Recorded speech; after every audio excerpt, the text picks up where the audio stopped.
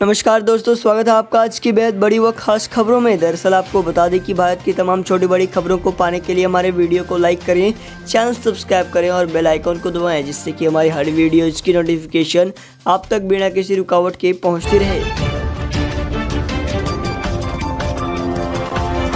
वही पहली बड़ी खबर आपको बता दें कि एलएसी पर मारे गए चीनी सैनिकों के परिवार मांग रहे हैं सम्मान।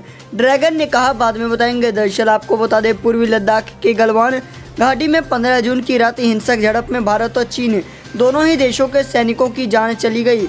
लेकिन चीन में सैनिकों और उनके परिवार का सम्मान तो दूर की बात है, जनता को उन सैनिकों के नाम तक नहीं बताए जाते हैं जो लड़ते हुए मारे गए। भारत की तरफ शहीदों के सम्मान की मांग कर रहे चीनी सैनिकों के परिवारों को शांत करने की कोशिश करते हुए ड्रैगन ने कहा है कि बाद में बताएंगे। सत्ताधारी चीनी कम्युनिस्ट पार्टी के मुखपत्र ग्लोबल टाइम्स के एडिटर हु सिजिन ने एक लेख में लिखा कि सेना में मरने वालों को सर्वोच्च सम्मान दिया जाता है और राज समाज में बाद में सही समय पर सूचना दी जाती है ताकि हीरोज का सम्मान हो और उन्हें बाद में याद रखा जाए जिसके वे हकदार है। यह देखकर उस वीडियो के सामने आने के 2 दिन बाद लिखा गया, जिसमें पीएलए के मारे गए सैनिकों के परिजन आक्रोश प्रकट करते हुए भारत के शहीदों की तरह सम्मान मांग रहे थे। उन्होंने कहा कि भारत में शहीदों का बहुत सम्मान होता है, लेकिन यहाँ ना तो कोई सम्मान दिया जाता है और ना ही पहचान दी जाती है। हालांकि ग्लोबल टाइम्स ने यह स्वीकार किया कि झड़प में चीनी सैनिक मारे गए, लेकिन उनकी संख्या 20 से कम होने का दावा किया गया है।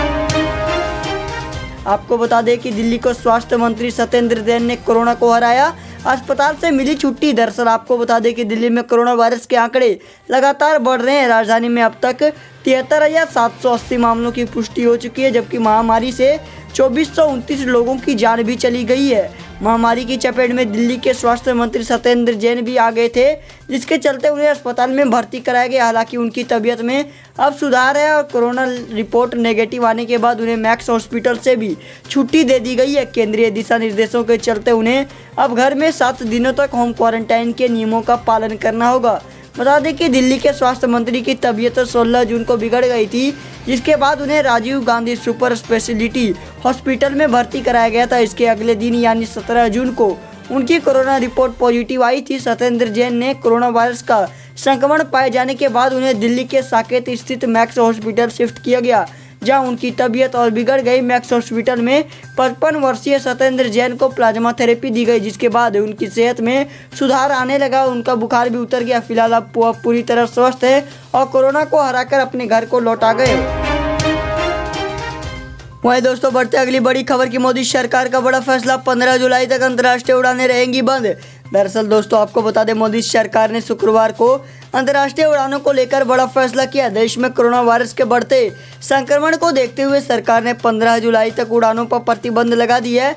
नागर विमानन महानिदेशालय ने शुक्रवार को कहा कि वह देश में अंतर्राष्ट्रीय यात्री उड़ानों का निलंबन 15 जुलाई तक बढ़ा रहा है, लेकिन चुनिंदा मार्गों पर कुछ अंतर्राष्ट्रीय सेवाओं की अनुमति मामला दर मामला आधार पर दी जा सकती है। आपको बता दें, भारत में कोरोना वायरस महामारी के कारण 23 मार्च को अंतर्राष्ट्रीय उड़ान सेवाएं निलंबित कर दी गई थी। डीजीसीए के परिपत्र के अनुसार सक्षम प्राधिकार ने फैसला किया है कि भारत से अंतर्राष्ट्रीय व्यावसायिक यात्री सेवाओं की आवाजाही 15 जुलाई 2020 को रात 11:59 तक निलंबित रहेगी। इसमें कहा गया है कि हालांकि सक्षम प्राधिकार मामला दर मामला आधार पर चुनिंदा मार्गों पर अंतर्राष्ट्रीय यात्री उड़ानों की अनुमति दे सकता है। बता दें कि एयर इंडिया और अन्य निजी घरेलू एयरलाइंस वंदे मातरम भारत मिशन के तहत अंतर्राष्ट्रीय उड़ानों का परिचालन कर रही है। बता दें कि केंद्र सरकार ने विदेशों में फंसे हुए भारतीयों को लाने और यहां अटके विदेशियों को उनके घर पहुंचाने के लिए 6 मई को मिशन की शुरुआत की थी। तो वही दोस्तों, आपको बता दें, जल्द वैक्सीन बना सकती है भारतीय कंपनी, लाखों डोज होंगे तैयार। दरअसल आपको बता दें, देश दुनिया से कोरोना खत्म होने का नाम नहीं ले रहा है। दुनिया के विकसित और विकासशील देशों में इसके मामले दिन ब दिन बढ़ते जा रहे हैं।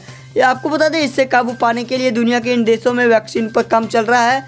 दरअसल ब्रिटेन, चीन, अमेरिका और भारत समेत कई देशों में कोरोना वायरस वैक्सीन का क्लिनिकल ट्रायल हो रहा है। इस बीच अच्छी खबर यह आई कि ऑक्सफोर्ड की वैक्सीन अपने ट्रायल के अंतिम चरण में है। अब भारत की एक कंपनी भी इसको बनाएगी। बता दें कि पुणे स्थित सीरम इंस्टीट्यूट ऑफ इंडिया को ऑक्सफोर्ड वैक्सीन का उत्पादन करने का काम मिला। सीरम इंस्टीट्यूट ऑफ इंडिया के कार्यकारी निदेशक सुधीर यादव ने बताया कि ऑक्सफोर्ड वैक्सीन के पहले चरण के ट्रायल के सकारात्मक परिणाम आने के बाद ही कंपनी वैक्सीन की 20 से 30 लाख डोज बनाएगी।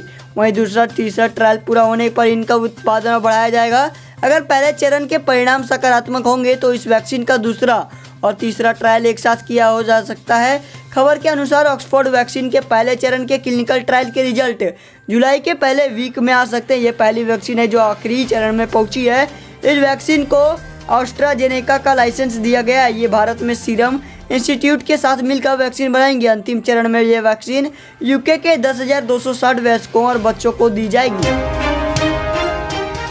वहीं यूपी के कई जिलों में अगले कुछ घंटों में हो सकती है भारी बारिश। जाने कहां मौसम विभाग ने जारी की चेतावनी। दरअसल आपको बता दें, यूपी के कई जिलों में कुछ घंटों में तेज हवा के साथ बारिश होने की मौसम विभाग ने भविष्यवाणी कही है। मौसम विभाग की माने तो आने वाले कुछ घंटों में यूपी के जालौन, हमीरपुर, महोबा, बांद्रा, ललितपुर, मिर्जापुर, सोनभद्र, चंदौली और झांसी में भारी बारिश हो सकती है। इसके साथ ही कुछ इलाकों में बिजली भी गिर सकती है। आपको बता दें, भारतीय मौसम विभाग ने 8 जिलों में बारिश की संभावना जताई है।